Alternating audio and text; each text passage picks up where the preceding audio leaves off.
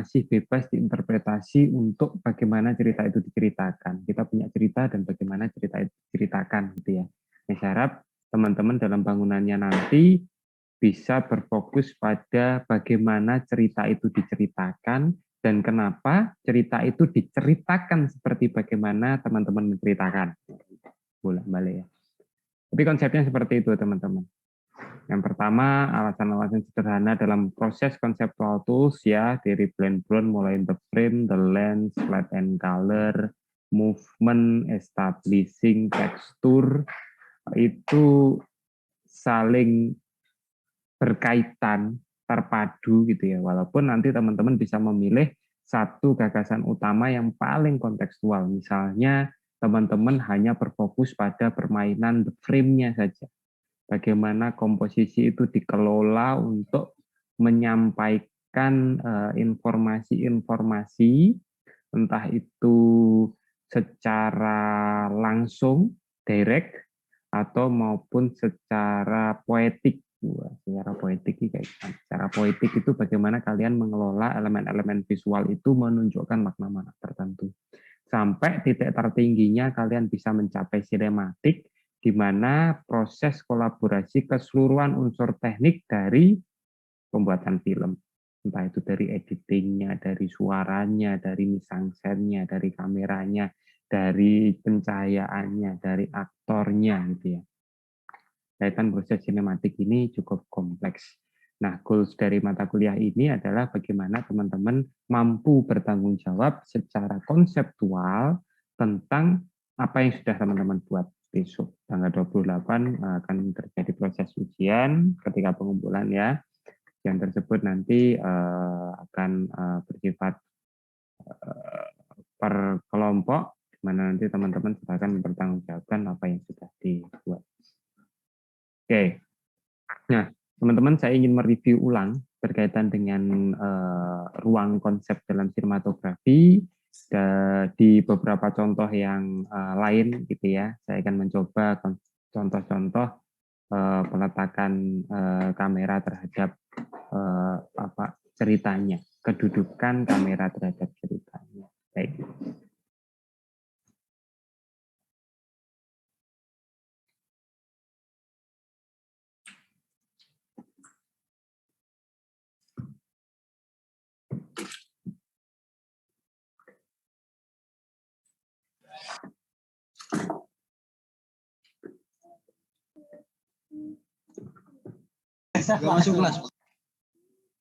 Oke, teman-teman berkaitan dengan part yang pertama, part yang paling dasar di dalam proses conceptual of cinematography itu berkaitan dengan bagaimana penonton nanti akan ditempatkan dan bagaimana penonton akan dilibatkan dalam cerita teman-teman.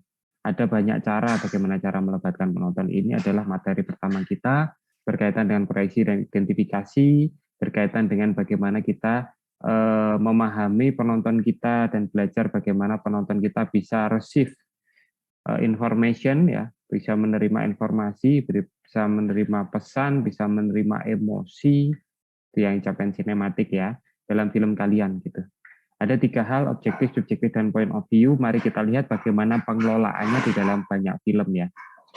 Kalau teman-teman berbicara tentang objektif, secara umum teman-teman sudah memproses objektif point of view ini, objektif shot ini sudah banyak, sudah masif. Nah, objektif shot ini secara fungsi memang memberikan informasi-informasi establishing. Kalau teman-teman lihat di conceptual tools of cinematografinya Blend Brown, kalian akan menemukan establishing itu berada pada beberapa titik tahapan-tahapan ya. Mulai dari establishing ruang dan waktu, establishing tokoh, establishing konflik gitu ya. Nah, ruang-ruang itu tuh harus kalian jabarkan, harus kalian informasikan ke penonton untuk menggait pertama posisi penonton itu seperti apa. Saya sedang berada di mana, saya sedang berpikiran seperti apa, kondisi tempat itu tuh seperti apa, bagaimana kehidupan orang di film kalian itu seperti apa, itu juga tersampaikan dalam kondisi establishing. Nah, establishing itu sering sekali menggunakan objektif shot. Objektif shot itu apa? Di mana shot-shot itu terbangun dari observer, dari orang, dari pengamat, dari sisi penonton itu sendiri. Di mana kamera tidak mewakili siapapun di dalam ruang cerita, tapi kamera mewakili penonton itu sendiri, orang yang tidak berkaitan sama sekali dengan ceritanya, gitu. Sehingga shot ini disebut dengan shot objektif, teman-teman. Ya, ini contohnya ada di film 2049, bagaimana visual-visual yang ditunjukkan itu berada pada posisi, bukan posisi, graphical match tentang persepsi, tentang mata, tentang kehidupan gitu ya. Salah satu unsur kehidupan terkuat orang dinyatakan hidup itu dilihat dari matanya secara konotatif ya. Itu ini establishing di mana ini opening shot-nya dari film 2049 di mana kita dibawa cukup berlahan untuk melihat ini loh dunia di tahun 2049 itu seperti ini. Mulai dari kehidupan teknologinya, mulai dari kehidupan apa ini namanya? Pertaniannya gitu ya. Terus teknologi transportasinya itu semua satu persatu ditunjukkan melalui objektif shot. Gitu. Ya teman-teman, dari situ teman-teman bisa melihat bagaimana kesinambungan gambar dan gambar itu cukup penting. Apalagi kita berbicara opening scene. Mungkin saya berkali-kali sering cerita, part opening scene itu sangat kuat dan sangat penting sekali untuk dipahami. Untuk kemudian mengetahui strategi yang paling tepat membangun opening scene.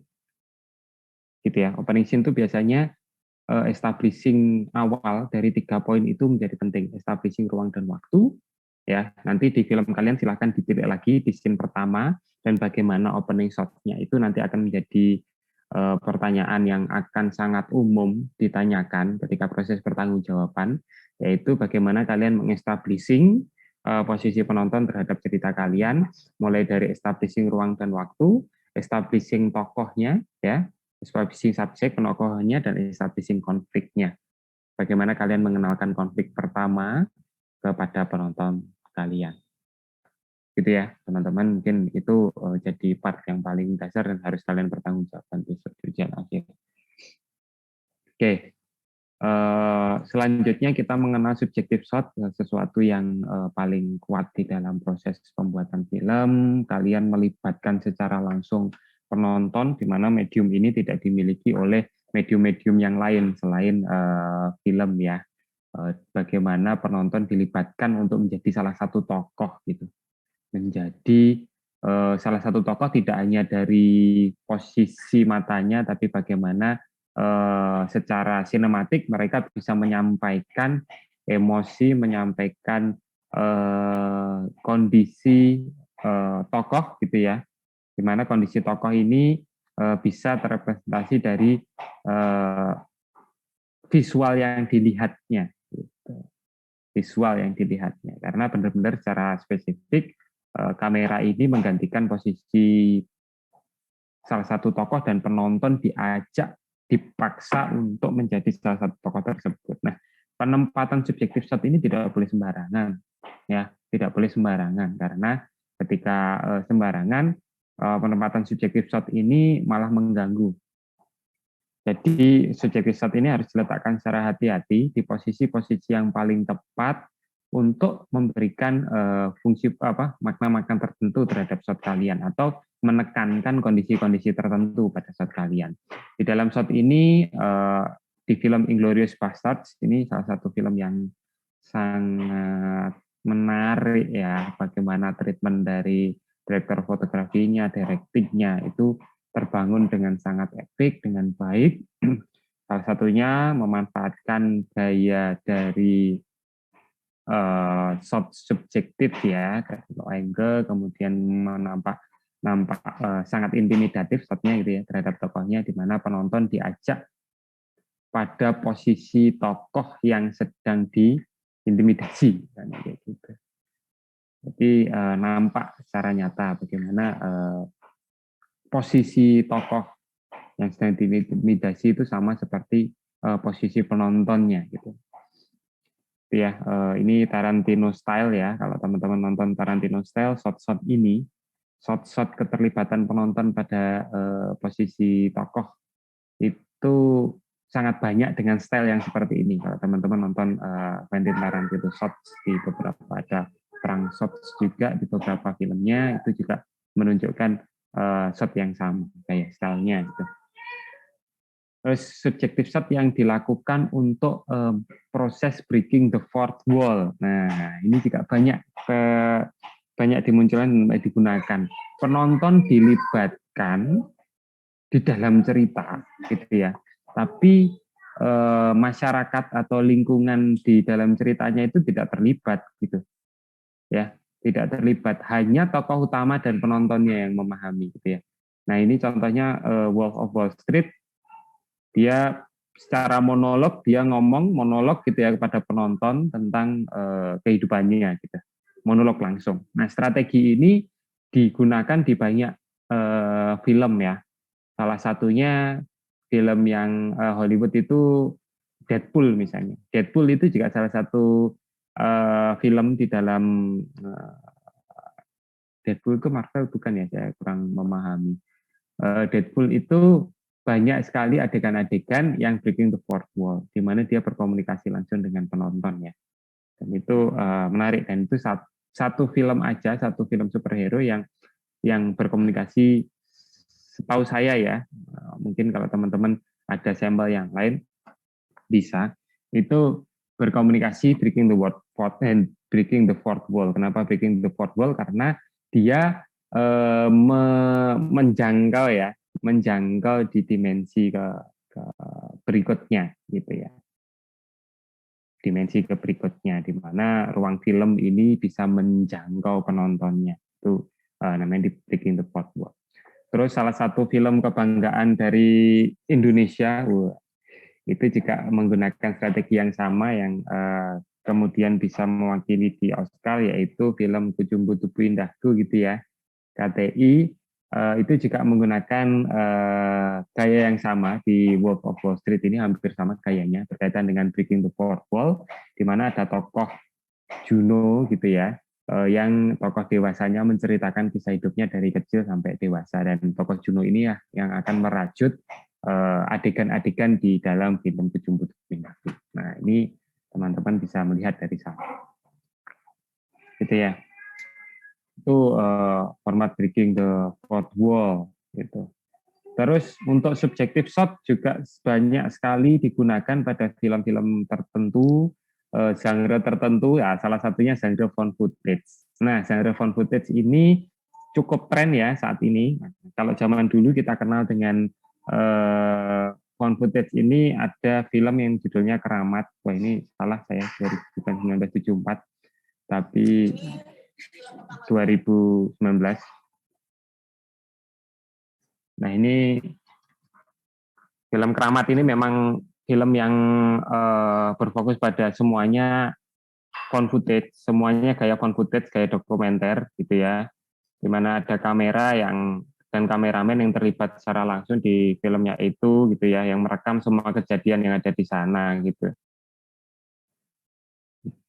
Saya pikir teman-teman ada yang sudah nonton, mungkin ada yang belum nonton. Kalau teman-teman sekarang mungkin ya nggak banyak yang nonton ya film Keramat. Ini sepertinya full episodenya juga ada di YouTube. Gitu. Ini film. Nah, ini gagasannya sama seperti film The Medium ya. The Medium ya kalau nggak salah, film Thailand kemarin, ceritanya sama persis seperti ini. Kebetulan ini berbicara perdukunan kalau The Medium, kalau ini berbicara tentang horor, film horor yang berbicara tentang apa itu, kelompok yang sedang melakukan proses pembuatan film gitu. Jadi ada kelompok pemuda yang ingin membuat film, dan di dalam proses pembuatan film itu mereka mendapatkan kejadian-kejadian aneh. Intinya seperti itu. Gitu ya. Itu di film Keramat. Nah, Ada lagi ya film selain ini, misalnya film yang cukup lama, The Blair Witch Project itu juga memanfaatkan itu di genre horor semua kebetulan ya, karena found footage ini punya kecenderungan bagaimana membangun suspense itu dan bagaimana membangun curiosity itu cukup kuat gitu, dan itu menjadi salah satu keunggulan di proses penceritaan film horor kita. Itu ya, itu di film Paranormal Activity salah satunya yang awalnya gitu ya cukup masif menunjukkan genre found footage gitu. Terus yang terakhir ya The Medium itu. Terus ada lagi ini subjective shot sebagai tokoh ya, tokoh yang kita benar-benar masukkan ke dalam cerita. Ada memang tokoh yang memang penonton diajak masuk langsung ke dalam cerita itu gitu ya. Ada lagi subjective shot yang objektif gitu. Nah itu gimana itu? Secara penceritaan, shot-shot itu shot-shot objektif secara penceritaan di dalam ruang cerita itu, tapi sebenarnya itu shot-shot subjektif semua. Nah, itu seperti apa? Kita coba lihat salah satu contoh filmnya itu judulnya The Truman Show namanya, teman-teman. Saya akan coba buka ya The Truman Show, nanti teman-teman silakan lihat. Truman Show ini film yang cukup tua, filmnya Jim Carrey, tapi Truman Show ini punya posisi yang menarik sekali di dalam penceritaannya. Share sound deh, biar teman-teman juga bisa mendengarkan. Comments are still headed. What else is on? Yeah, let's see what else is. Coming to you now from the largest studio ever constructed, it's The Truman Show! Yeah! Good morning. Good morning. Oh, and in case I don't see you, good afternoon, good evening, and good night. What if? No scripts, no cue cards. Morning, Spencer. How's it going? What if you were watched every moment of your life? How many cameras you got there in that town? 5,000. I believe Truman is the first child to have been legally adopted by a corporation. That's correct. Brilliant. What if everyone you knew was pretending? Hi, honey. Look what I got at the checkout. Dishwasher safe. That's amazing. What if your world was make-believe? Cue the sun. While the world he inhabits is counterfeit, I'm not allowed to talk to you. that's how I look. Not your type. There's nothing fake about Truman himself. What if you didn't know it? Until now. A lot of strange things have been happening. Stand by ring cam. Is he looking at us? Does he think he knows? I think I'm mixed up in something. Something big. We accept the reality with which we're presented. Everybody's pretending, Truman. Get out of here. Come and find me. Truman? Truman! Anything happen? No. You may find yourself in another part of the world. It's like the whole world revolves around me. Everybody seems to be in on it. I'm going away for a while. You may tell yourself, this is not my beautiful wife. You may ask yourself, how did I get here? I'm not in on it, Truman, because the last thing that I would ever do is lie to you. Fade up music. That's our hero shot. He's gone. Okay? Yes! Want to do it again? No! Find him. Truman, where are you going? You can do it. How do we stop him? Give me some lightning. Is that the best you can do? Cut transmission! I like your pen. I was wondering that myself. Jim Carrey. The Truman Show. Watch what happens.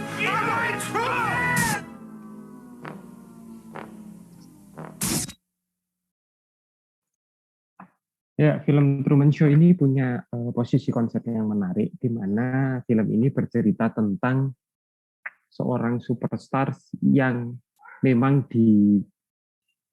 diciptakan dunia superstar itu, yang memang dibangun di sebuah studio yang sangat besar gitu ya. Di ceritanya ya ini. Di ceritanya Truman Show ini memang dilahirkan untuk menjadi seorang superstar oleh sutradaranya gitu. Dari mulai dia janin itu direkam kehidupannya. Jadi ini cerita tentang pure reality show gitu ya. Cerita tentang bagaimana ada seorang sutradara yang obses untuk membuat benar-benar sebuah reality show tentang kehidupan tumbuhnya seorang superstar gitu. Nah dari situ di treatmentnya visualnya nanti semuanya itu subjektif dari kamera-kamera yang diletakkan di seluruh kota yang dibangun oleh sutradaranya gitu.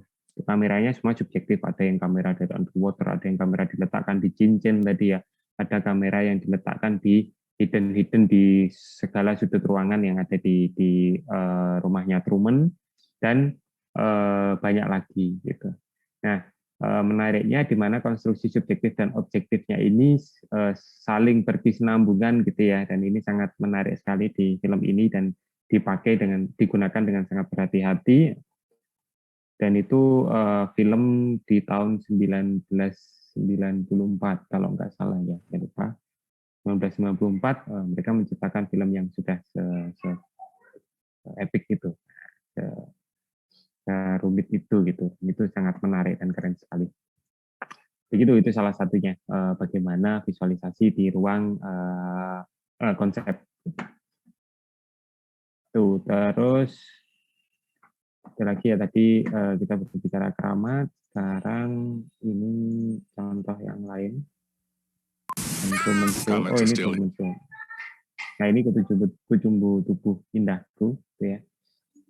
Terus yang berikutnya adalah point of view. Baik, teman-teman di dalam bangunan decoupage shot, bagaimana struktur shot yang kalian buat ini, kalian bisa memanfaatkan shot point of view, di mana shot ini sangat penting sekali ya untuk bisa melibatkan penonton secara langsung berkaitan dengan bagaimana cara tokoh itu beraksi, bereaksi dan melihat sesuatu. The point of view shot ini tidak hanya sekedar menggantikan posisi penonton di dalam posisi sudut pandang atau point of view dari tokohnya, tidak. Tapi ini menjadi cukup kompleks di mana point of view ini punya kekuatan yang sangat luar biasa berkaitan dengan penonton bisa ikut ambil bagian, penonton bisa memahami bagaimana tokoh itu benar-benar bertindak, beraksi, bereaksi gitu ya terhadap cerita.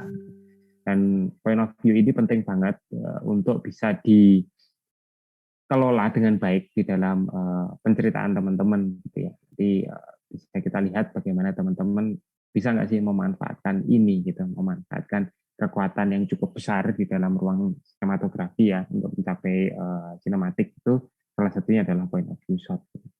Salah satu contohnya di mana point of view shot itu biasanya terdiri dari kumpulan shot, dua shot di mana shot objektif tokoh memandang ke satu titik, dan nanti ada shot berikutnya yang menunjukkan apa yang dipandang dan bagaimana cara memandang tokoh tersebut gitu. Nah ini bagaimana treatment lensa yang kalian gunakan, bagaimana posisi kamera terhadap subjek yang dilihat itu mempengaruhi keberhasilan point of view shot ini. Gitu, teman-teman. Nah, point of view shot itu juga sering diaplikasikan pada banyak genre film untuk melibatkan penonton. Ini salah satunya di Moonrise Kingdom ya, untuk membangun relasi ya. Pertama itu membangun relasi. Ini di Moonrise Kingdom contohnya. Nah, bagaimana tokoh memandang dan bagaimana cara memandangnya gitu. Itu sangat sangat spesifik untuk membangun relasi. Boys aren't allowed in here. I'll be leaving soon. What happened to your hand? I got hit in the mirror. Really? How did that happen? Ya, secara spesifiknya point of view shot itu selalu berkaitan gitu atau dengan lainnya untuk membangun relasi kedekatan. Jika nanti teman-teman bercerita tentang kedekatan relasi dua tokoh, shot ini menjadi cukup baik kalian aplikasikan di dalam film kalian. Gitu. Nah, selanjutnya yang paling sering itu biasanya film-film dengan genre detektif ya, di mana mereka selalu memanfaatkan point of view shot untuk mengetahui bagaimana cara pikir, cara pandang dari seorang detektif gitu. Penonton diajak seperti detektif dengan cara seperti itu, gitu ya teman-teman. Sehingga teman-teman bisa melihat secara keseluruhan bagaimana penempatan posisi penonton di dalam cerita itu menjadi sangat penting gitu. Bagaimana kalian mengelola ketiga hal ini pun itu menjadi dasar yang sangat penting untuk kalian pahami, sehingga ketika kalian menempatkan posisi kamera itu tidak serta-merta hanya berdasar atas kenyamanan, ya, kenyamanan pengambilan gambar, kenyamanan pengambil gambarnya ya kameramen atau director fotografinya, tidak, tapi bagaimana goals-nya ada di visual itu, bagaimana kalian melibatkan penonton di dalam cerita kalian melalui kehadiran kamera di dalam adegan, di dalam scene. Seperti itu teman-teman berkaitan dengan review singkat dan penting untuk kalian recall kembali berkaitan dengan konsep, goals-nya ada di mana, goals-nya ada di sana, sehingga teman-teman tidak kesusahan. Saya pikir teman-teman tidak kesusahan untuk membangun sebuah konsep. Nah, dari situ nanti akan berelasi ke belakang, bagaimana pencahayaannya itu dikelola, bagaimana tekstur dikelola, bagaimana movement itu dikelola, itu saling terkait satu dengan yang lainnya, tidak bisa benar-benar berdiri sendiri begitu. Nah, rumusan yang paling mudah yang bisa saya sampaikan ke teman-teman dalam membangun konsep adalah rumusan jika maka ya. Jika maka. Jika teman-teman punya gagasan, misalnya saya ingin menunjukkan sebuah keterasingan. Ya, di film ini saya bercerita tentang korban bullying misalnya. Korban bullying yang dia sangat terasing dari lingkungannya. Terus treatment dari konsep sinematografinya, saya akan memanfaatkan komposisi unbalanced composition, di mana dia selalu nampak tersudut, terpojok, terasing dan seterusnya ya di dalam lingkungannya, sehingga tokohnya selalu nampak lebih kecil daripada lingkungannya, misalnya ya dari itu. Nah, kondisi-kondisi terasing itu harus secara konsisten dimunculkan dengan gagasan seperti ini. Ketika tokoh tersebut merasa terasingkan, maka jika tokoh tersebut merasa terasing, maka shot yang dibuat adalah shot unbalanced composition. Ya. Jika tokoh tersebut merasa diterima atau tidak diasingkan, maka lawan dari unbalance, shot yang akan dibangun adalah balance composition.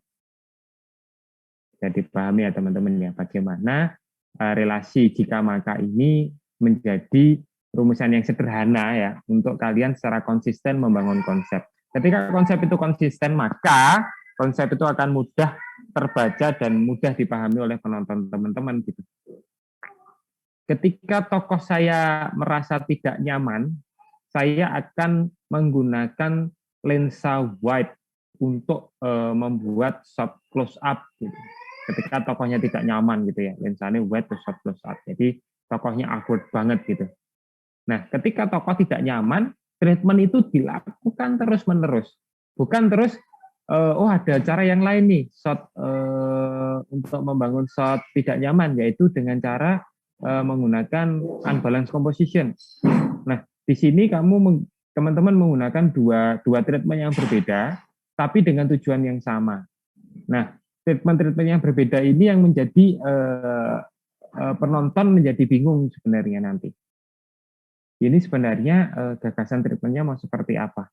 Sehingga secara spesifik teman-teman pilih salah satu, mau pakai A atau mau pakai B, gitu. Supaya secara konsisten konsep itu bisa terbaca, gitu ya. Rumusnya sederhana jika maka, bukan hanya sekedar satu scene ini scene-nya seperti ini, scene-nya maka saya bangunnya di part A saja. Terus di scene kedua kita rubah konsep visualnya lagi, di scene 3 rubah lagi konsep visualnya. Dari situ film kalian menjadi tidak konsisten nantinya bangunan visualnya, gitu ya. Jadi kunci dari bangunan film secara konsep sinematografi itu adalah konsistensi, teman-teman, supaya penonton bisa memahami gitu, termasuk warna, termasuk pencahayaan gitu ya. oh saya di film horor ini secara karakteristik, kalau mungkin teman-teman ada yang membuat film horor, secara karakteristik filmnya itu selalu menggunakan logi. Nah, maka dari itu ketika pengambilan gambar luar ruang pun teman-teman harus membangun suasana loginya juga, nggak terus berbeda, yang satu high key, yang satu logi, dan seterusnya gitu ya. Walaupun di dalam beberapa kasus film itu juga ada yang logi dan high key itu tergabung menjadi satu, tergantung dari konteks dari kondisi filmnya. Ternyata logi ingin menunjukkan sisi gelap dari tokohnya. Nah, ketika dia ada pada sisi baik, kita menggunakan high key lighting gitu ya. Itu konsep pada lighting. Nah, itu secara konsisten diterapkan, bukan terus ketika dia posisi apa namanya? Ketika dia posisi gelap gitu ya, posisi konsepnya harusnya dia posisinya logi, terus kita syutingnya di luar ruangan, di outdoor, dalam kondisi mendung, nah kalian terus, ya sudah, karena posisinya seperti itu, ya sudah, apa-apa gitu. Yang penting aktornya bisa menyampaikan pesannya itu gitu. Nggak bisa, harus pada proses yang sama, secara konsisten harus dibangun. Berarti pada posisi itu, walaupun di luar ruangan, kalian harus juga memunculkan logi dengan strategi yang bisa kalian lakukan macam-macam ya. Mungkin syutingnya di bawah pohon, mungkin syutingnya di tempat yang punya nilai kontras yang sangat tinggi, dan seterusnya. Seperti itu, bangunan bagaimana konsep sinematografi itu harus terbangun secara konsisten dan spesifik untuk tujuan-tujuan tertentu. Motivation shot itu menjadi sangat penting, harus kalian pahami. Sehingga kalian ketika ditanyain nanti di dalam ruang ujian, kalian bisa paham ini shot A ini kenapa seperti itu dibangunnya, apa yang ingin disampaikan. Gitu ya. Sesederhana itu. Jadi ketika sebelum ditanyai oleh penguji nanti di tugas akhirnya, lebih baik kalian menanyakan diri kalian sendiri dulu. Kenapa meletakkan di sini dengan angle seperti ini, dengan lensa seperti ini. Ketika itu sudah terjawab, berarti ya kalian akan mudah untuk mempertanggungjawabkannya nanti di tugas akhir. Oke, seperti itu teman-teman, sebuah proses review lagi, menyamakan persepsi berkaitan dengan penugasan dan berkaitan dengan konsep sinematografi. Jika mungkin teman-teman masih ada yang kebingungan, masih ada yang diragukan, silahkan ditanyakan. Saya buka ruang diskusi kita sekarang. Gitu. Silakan teman-teman jika ada yang bertanya atau ingin berdiskusi sesuatu.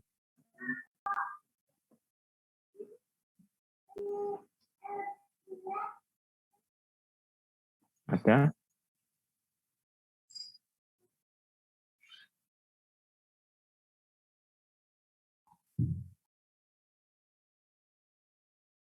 Oke, sepertinya cukup jelas.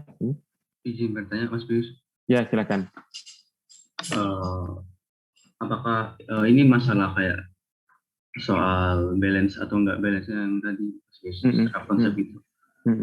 Apakah memang harus diwajibkan untuk kayak harus balance itu, misalnya kayak konsep secara color and light itu harus logi atau high key gitu, emang harus semua dibuat rata atau memang ada special scene, special treatment gitu dari divisi kamera tuh apakah diperbolehkan gitu Mas? Ya, itu memungkinkan. Jadi tergantung konteks ceritanya, Wafi. Jadi misal mungkin di scene ini berfokus pada lighting konsepnya untuk menyampaikan sesuatu gitu ya maksudnya ya. Ternyata di scene yang lain memanfaatkan komposisi misalnya, gitu maksudnya. Iya.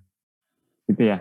Ya, itu bisa saja terjadi seperti itu. Nah, konsistensi yang saya ingin sampaikan berkaitan dengan bagaimana whole film itu punya spesifik cara komunikasinya.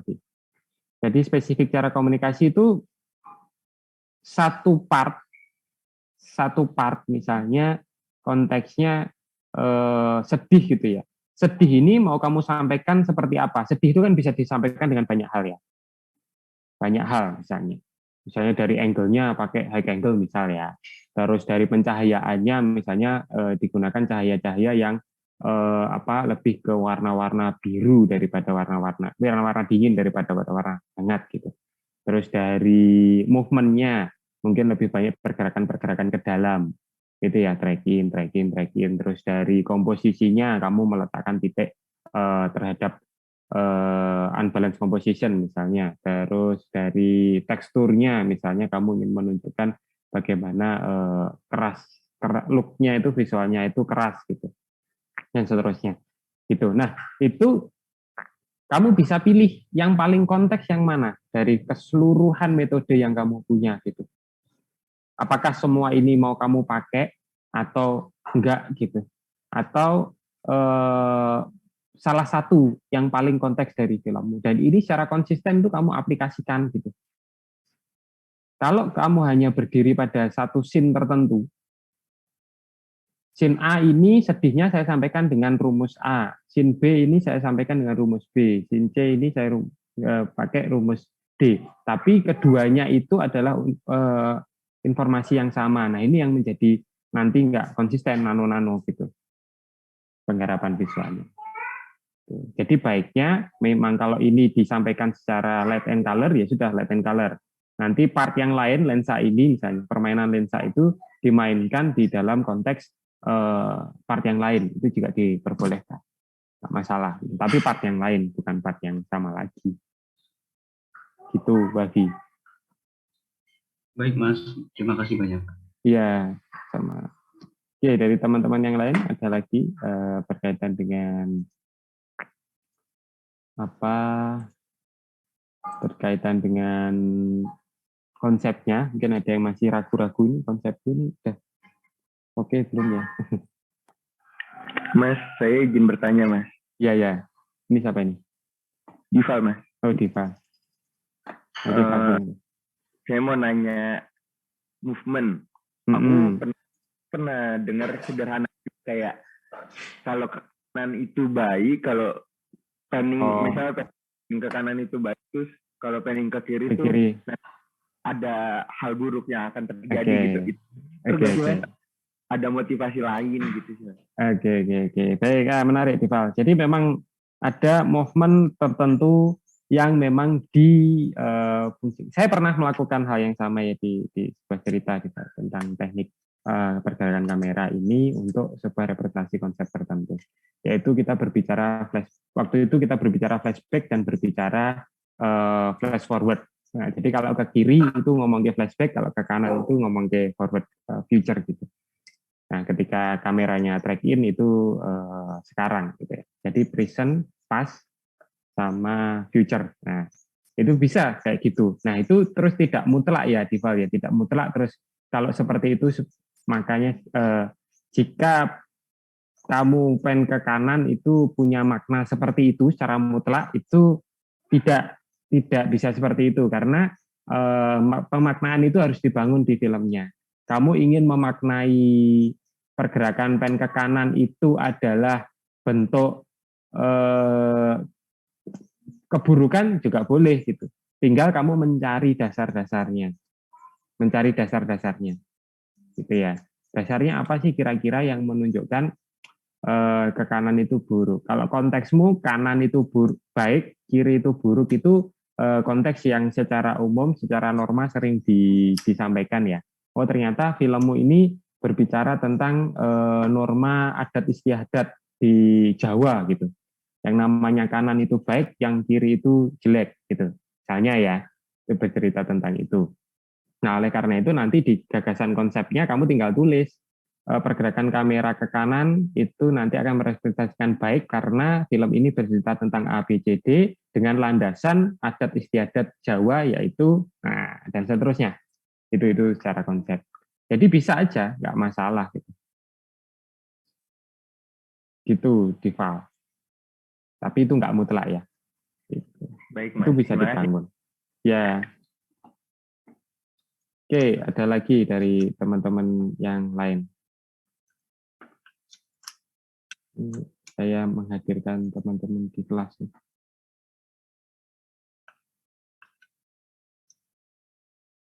Lebih banyak deh. Ada lagi teman-teman yang lain yang masih cukup ragu-ragu dengan konsepnya gitu ya. Kuncinya adalah konsistensi, rumusan sederhananya adalah jika maka. Itu yang paling sederhana. Kalian aplikasi konsep ya, teman-teman sangat apa ya, nggak usah menyusahkan diri dengan bentuk-bentuk konsep yang rumit, tapi teman-teman lebih banyak ke aplikasi konsep. Misalnya Hack Angle di dalam buku Mas Eli mengatakan bahwa untuk menunjukkan keterpurukan, untuk menunjukkan tertekan dan seterusnya itu tinggal diaplikasikan aja di film kalian, sederhana itu. Terus kalau kalian ingin bermain di light and color itu bisa bermain di bukunya Ben Brown gitu ya, bermain tentang bagaimana cahaya itu berpengaruh pada aspek psikologis itu. Seperti apa yang pernah saya sampaikan juga di bukunya Jill Morton, warna merah itu representasi apa, kuning representasi apa, biru representasi apa, itu yang jadi rujukan teman-teman untuk kalian kelola di filmnya gitu. Nggak usah terus bingung-bingung harus mencari yang apa ya, rumit gitu. Boleh membangun makna baru itu boleh, nggak masalah. Asal teman-teman bisa konsisten dan tahu landasannya, saya yakin teman-teman bisa berhasil untuk menyampaikan itu. Gitu ya. Oke, dari teman-teman yang lain ada lagi?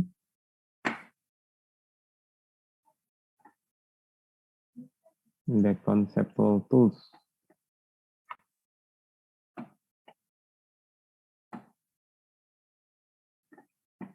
Sudah pada cukup jelas sepertinya.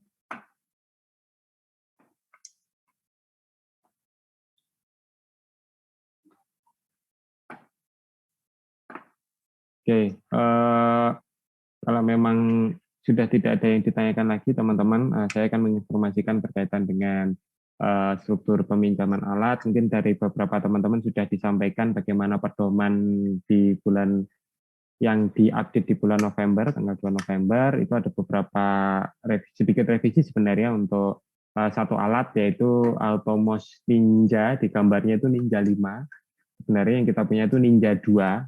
Ninja 5 ada, cuman sebenarnya itu bukan milik kita, itu milik sebelah ya, milik negara sebelah.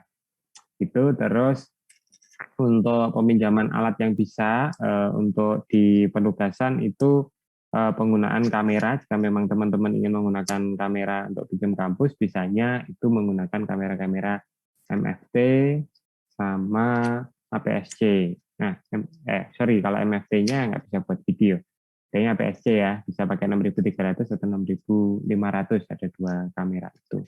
Nah, itu silakan nanti dikelola, karena fokusnya untuk full frame-nya nanti untuk digunakan di mata kuliah praktika khususnya dan tugas akhir ya, tugas di sana, karena kita hanya memiliki 1 kamera full frame dan itu harus cukup hati-hati kita, karena kita cuma punya 1 saja. Dan tidak terlalu masif penggunaannya, kita batasi pada penugasan-penugasan tertentu seperti itu.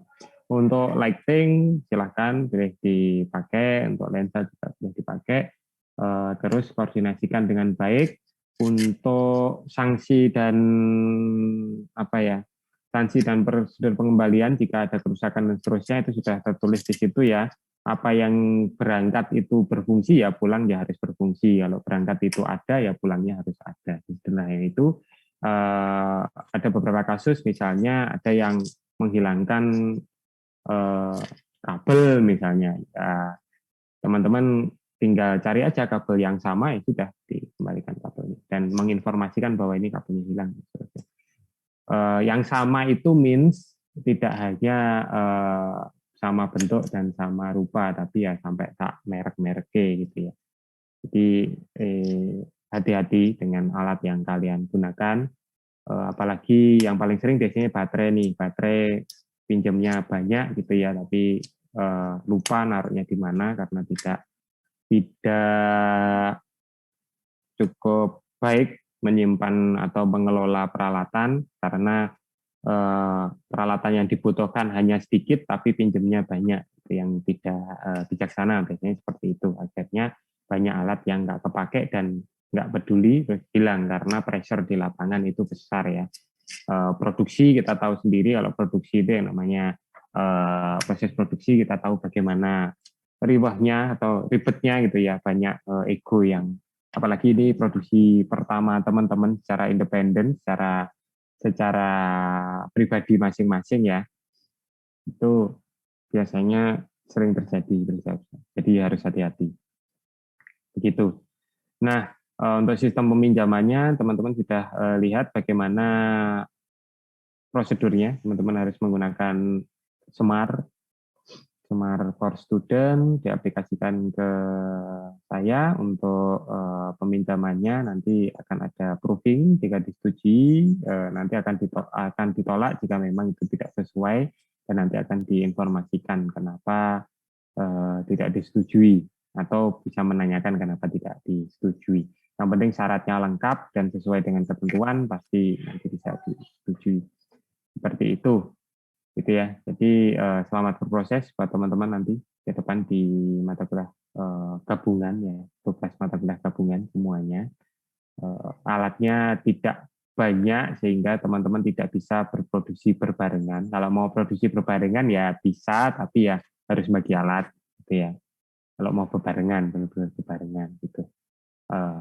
Sepertinya kemarin sudah diatur, dikelola jadwalnya. Jadwalnya itu tidak cukup ideal untuk proses transaksi equipment. Saya harap nanti setiap kelompok, apalagi kelompok terakhir, mendapatkan equipment yang masih dalam kondisi yang baik, gitu ya. Proses pertanggungjawabannya nanti ketika teman-teman merusakkan pun juga nanti silahkan dikembalikan pada posisi yang sudah sesuai. Dan nanti setiap selesai produksi harus ada progress report berkaitan dengan equipment yang digunakan ya teman-teman ya. Jadi misalnya tinggal di report aja alat tidak ada kendala sama sekali, terus kondisinya dikembalikan dengan baik gitu.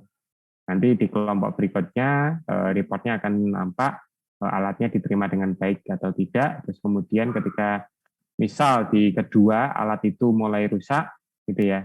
Alat itu rusak di kelompok kedua ya berarti kelompok dua yang bertanggung jawab. Ketika kelompok satu reportnya sudah baik atau sudah dicek memang dalam kondisi baik. Tapi ketika ada transaksi di luar kelompok, ada transaksi antar kelompok di luar kampus, maka penanggung jawabnya siapa? Penanggung jawabnya adalah kelompok pertama. Ya, kelompok pertama yang memang secara legal standing meminjam alat tersebut. Begitu, walaupun itu nanti yang merusakkan kelompok yang kedua misalnya. Dan seterusnya, gitu ya. Dan peristiwa serah terima alat di luar kampus antar kelompok ini punya sanksi tersendiri. Jika tidak sepengetahuan dan tidak seizin atau tidak benar-benar dalam kondisi mendesak, itu tidak disampaikan pada kampus. Begitu teman-teman untuk peralatan, semoga teman-teman bisa menjaga dengan baik peralatannya supaya bisa tetap dipakai teman-teman terus-menerus dalam proses produksi. Saya pikir cukup apa yang bisa saya sampaikan hari ini. Kalau memang ada pertanyaan, saya buka satu aja. Kalau enggak, kita tutup pertemuan. Ada pertanyaan? Iya, Vicky, produksinya adalah gabungan antara bikin film dokumenter, film fiksi dan dokumenter.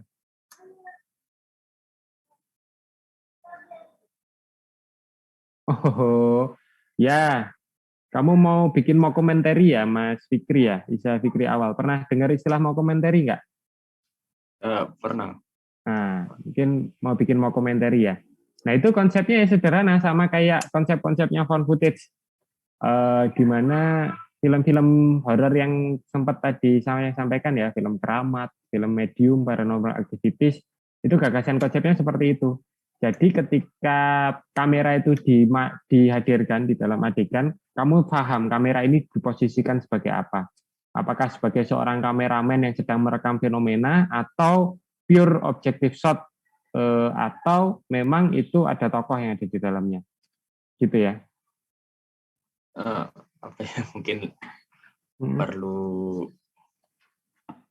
lebih belajar lagi sih. Oh. Soalnya kan ada kayak apa semacam ilustrasi gitu, kayak misal kayak interview gitu. Interview tokonya itu, oh saya sedang gini, terus ada kayak shot yang ngejelasin gitu secara visualnya. Jadi konsep A-roll dan B-roll ya istilahnya ya. A-roll itu A-roll itu adalah wawancaranya, terus B-roll-nya adalah apa yang diomongkan gitu kan maksudnya. Iya. Bisa. Ya. Itu gimana? Itu bisa kan dibikin apa kayak semacam hal yang umum kan itu di dokumenter. Ya itu umum sekali, itu ekspositoris sekali kalau istilah dalam dokumenter ya. Itu ekspositoris, jadi ada orang yang menarasikan sesuatu, orang yang diwawancarai, terus kemudian dibuktikan dengan visual-visual yang dimunculkan. Itu ekspositoris. Ya memang dokumenter teman-teman belum dapat ya, jadi itu umum. Gitu. Atau saya pikir kamu bikin film fiksi dokumenter gitu. Itu namanya mockumentary. Nanti bisa dilihat tuh yang untuk mockumentary seperti apa. Iya ya Mas. Terima kasih Mas. Oke, ini Jardin, apakah kampus mengeluarkan surat izin syuting non komersil untuk tugas ini? Silakan nanti koordinasi di fakultas ya. Untuk surat-surat itu semua yang bisa mengeluarkan fakultas gitu. Kalau kalian membutuhkan itu, silakan koordinasi di fakultas di bagian akademik untuk meminta surat izin penelitian kalau nggak salah, atau surat izin apa ya, kegiatan non komersil gitu. Itu ya, biasanya cuma disajikan informasi berkaitan tentang bahwa kalian sedang melaksanakan kegiatan non komersil untuk penugasan mata kuliah apa gitu. Tahu saya seperti itu, coba tapi dikoordinasikan ya di bidang akademik. Terus ya nanti kalau ada penambahan alat itu silahkan di-renew ya, di-renew ajuannya. Jadi usahakan ketika sudah masuk Semar itu alatnya sudah fix apa aja. Oke, jadi di-renew aja. Oh ini ternyata kurang ya, udah di pending dulu. Nanti saya tolak. Yang pertama saya tolak, yang terima saya yang paling akhir gitu. Nah, ketika teman-teman nanti sudah sepakat kan ya, kemarin saya tahu dari teman-teman yang sudah menemui saya untuk jadwalnya sudah saling berurutan dan tidak bertumbukan. Jadi saya harap nanti teman-teman bisa mendapatkan fungsi alat secara maksimal semuanya gitu. Itu yang penting tertib aja kelompok, karena kalian nggak punya spare waktu yang cukup, tertib. Jadi kelompok sebelumnya harus mengembalikan alat di hari yang sesuai sudah dijanjikan, maksimal pukul 4 sore dari Senin sampai Jumat ya, terserah nanti kapan. Ketika teman-teman selesainya Sabtu atau selesai Minggu, maka alat bisa dikembalikan itu di Senin pagi saja, tidak ada pengembalian alat di hari Jumat, di hari Sabtu atau Minggu, ataupun peminjaman alat di Sabtu dan Minggu. Kemarin mungkin Bayu sudah menyampaikan apa yang saya sampaikan kepada teman-teman gitu ya. Silahkan nanti dikelola seperti apa baiknya. Yang jelas hari Sabtu dan Minggu itu kampus tutup teman-teman. Jadi nggak bisa kalian melakukan proses pengembalian atau peminjaman alat. Gitu ya.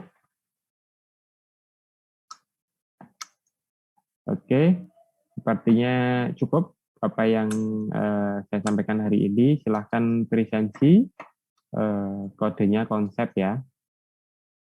Kodenya konsep. Nanti untuk jadwal presentasi, sepertinya kemarin masih ada yang syuting di tanggal 21, waduh, itu heroik sekali. Silahkan nanti segera disesuaikan untuk jadwal presentasi, jadwal ujiannya di tanggal 28 itu nanti akan diinformasikan kembali sistemnya akan seperti apa dan bagaimana proses ujiannya. Begitu, terima kasih atas perhatiannya. Oh ya, gimana Wafi? Untuk penggunaan filter gel, apakah Iya, harus ditulis secara detail. Kamu mau pakai filter apa aja, mau pakai filter 250, 251, dan seterusnya itu ditulis pakai CTB yang berapa, CTO yang berapa, nanti kita sesuaikan dengan itu. Baik Mas Yus, terima kasih. Oke, begitu ya teman-teman. Terima kasih, selamat pagi. Sampai jumpa di pertemuan selanjutnya. Selamat beraktivitas. Salam sehat selalu. Makasih Mas Gus.